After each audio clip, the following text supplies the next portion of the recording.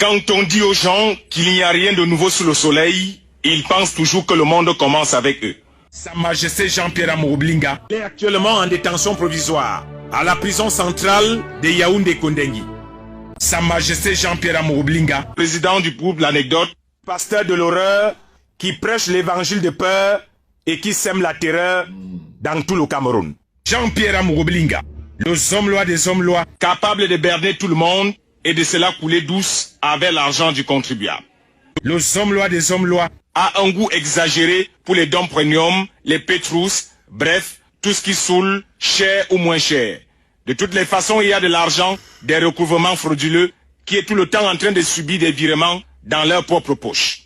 Avec autant d'argent gagné dans l'imposture, Sa Majesté Jean-Pierre Amourou-Blinga faire bouger ses reins dans tous les coins de Yaoundé sans frein. Une honte pour nous de voir les hommes-lois des hommes-lois oubliés, hués et complètement humiliés, qui aujourd'hui nous amènent tous à faire, comme on dit en langage populaire au Cameroun, les pleurs du Mbolé.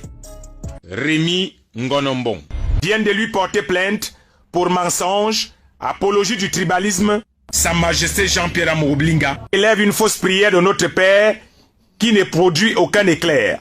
Pourtant, il prie en invoquant le tonnerre qui va bientôt les précipiter en enfer. Sa Majesté Jean-Pierre Amourou-Blinga, le homme-loi des hommes-lois.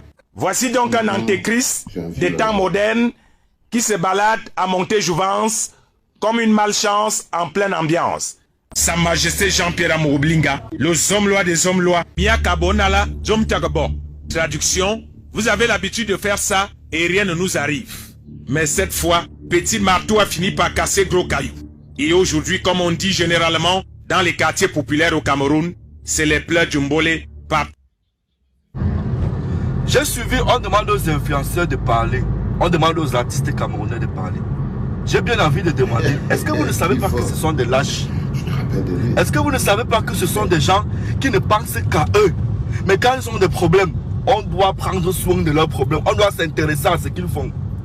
Par exemple, moi qui suis proche de la plupart des artistes, parce que sans me jeter les fleurs, s'il y a eu 10 artistes de la nouvelle génération qui ont eu le succès, puis il faut à l'époque à intervenir au moins dans 8 carrières. Dans 8 carrières. J'ai eu mes problèmes, vous avez vu qui a parlé.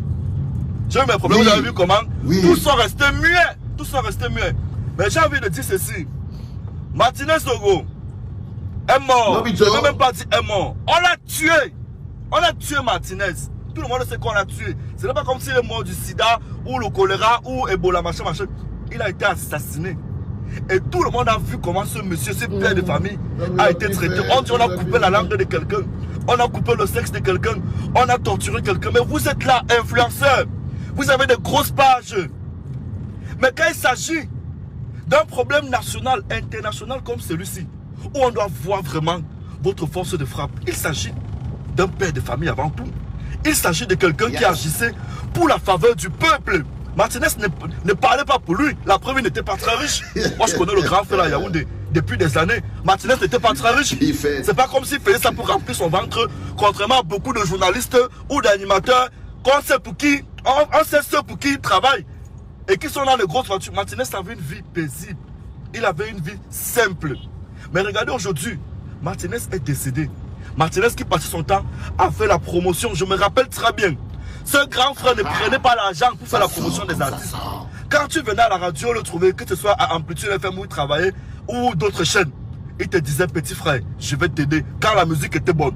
Il a aidé beaucoup d'artistes dans leur promotion sans demander un 5 francs. Mais aujourd'hui il est décédé. Vous avez abandonné, il m'agresse comme ça aux artistes.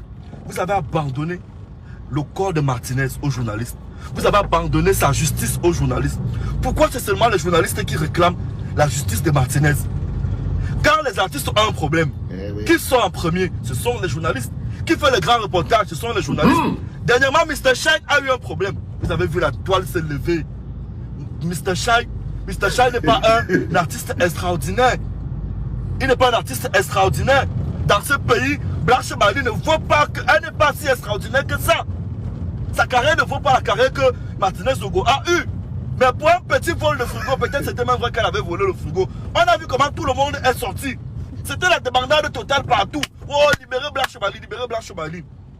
On a compris. Vous ne pensez qu'à vous. Vous protégez uniquement vos intérêts. Mais sachez une chose.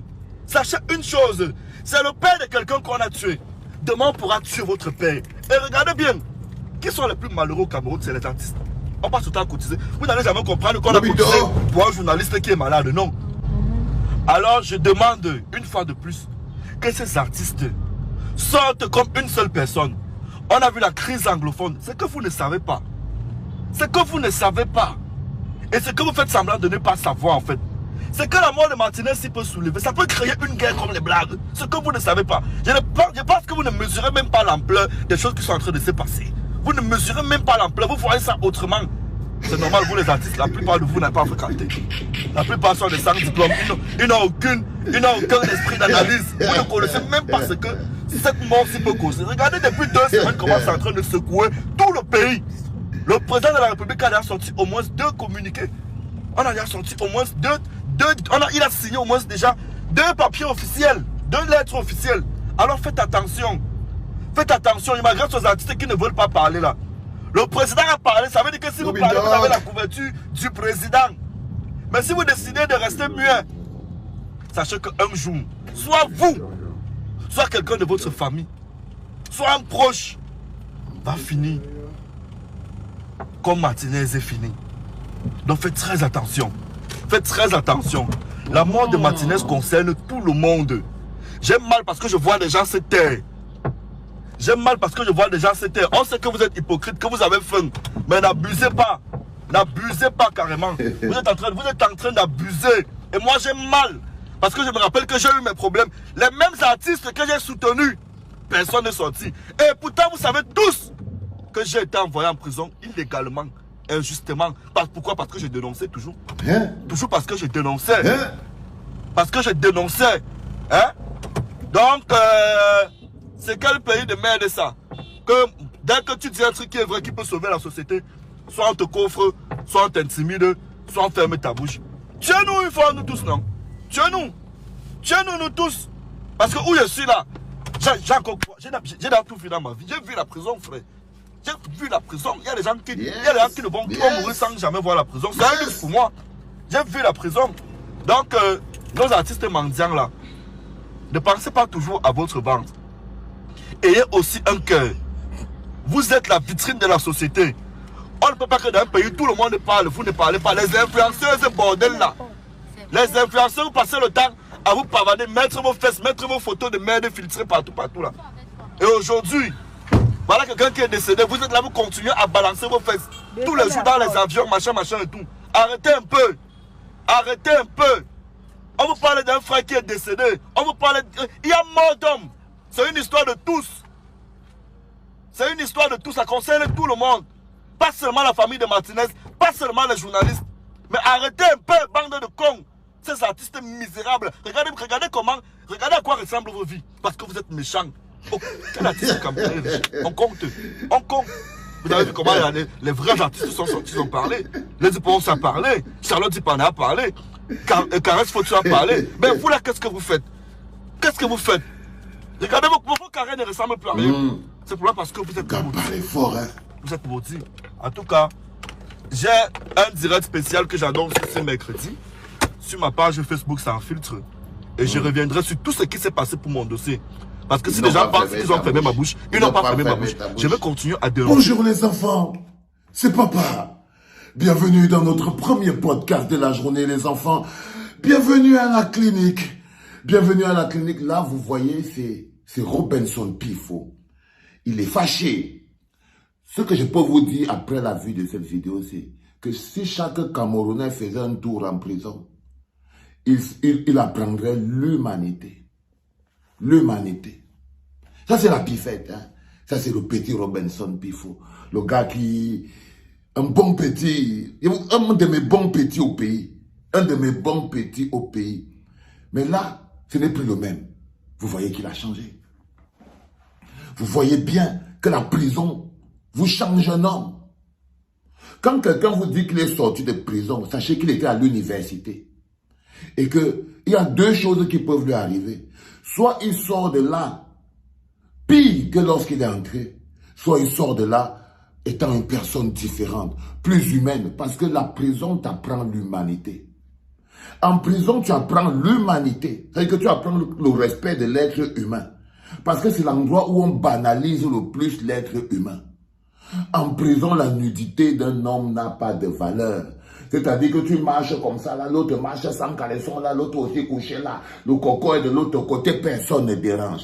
Les gars s'alignent assis sur un poteau pour chier dans un trou qui est derrière et tout, ça ne dérange personne. La prison, c'est l'endroit de la familiarité. Les gens mangent assis, c'est dans la même assiette, ça ne dérange personne.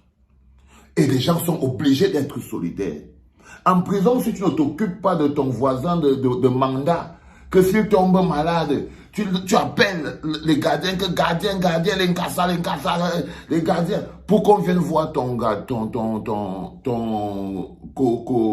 commandant qui est tombé. Si tu n'appelles pas, quand ça va t'arriver toi-même, personne ne va t'appeler. En prison, on apprend la solidarité, la valeur humaine. En prison, tu peux voir quand on te dit que c'était un grand bandit d'homme, mais quand tu le vois comme il suivait son combi qui est malade, son combi est couché à terre, son combi à froid, son combi lui-même, c'était aussi un dangereux gangster gorgor dehors. Il est entré là que 15 ans de prison, l'autre a pris 20 ans, mais tu le vois comme il suivait son combi comme un petit poulet qui est malade. Tu comprends que tu entres comme un lion en prison. Après quelques temps, tu te calmes d'abord avant de devenir un agneau.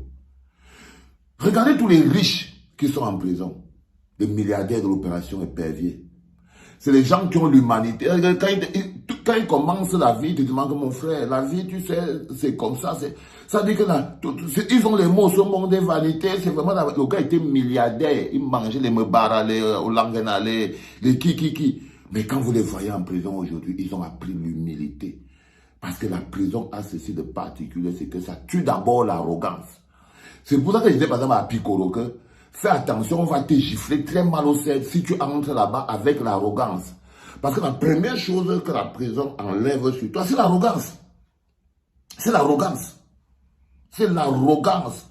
Donc on te donne d'abord 2 gifles, on te fait descendre de ton mandat, on te fouille à 5 h du matin, on te boblait les cocos et tout, on te repose, on te regarde comme ça, tu baisses la tête. Tu comprends que non, ton nom là, si tu t'appelais Kiki, c'est d'or. Et là, vous voyez le petit pifo, je voulais vous montrer ce qu'on appelle un produit abouti. C'est-à-dire un traitement fini. Ça, c'est un traitement fini. Hein. Traitement fini, c'est-à-dire que la clinique peut livrer, on peut livrer le diagnostic. En ce qui concerne Robinson Pifo et la pifette, il ne peut revenir ici que s'il y a rechute. Mais pour le moment, on le libère de la clinique. On le libère de la clinique. On lui souhaite bonne chance pour ses activités. Pour le shawarma, ne traînez pas, allez dans le shawarma de la pifette. Hein. Vous lui faites, la recette au nom de la clinique. Allez chez la pifette. Parce qu'ils viennent de parler fort. Les enfants, c'était le 8 h de la clinique.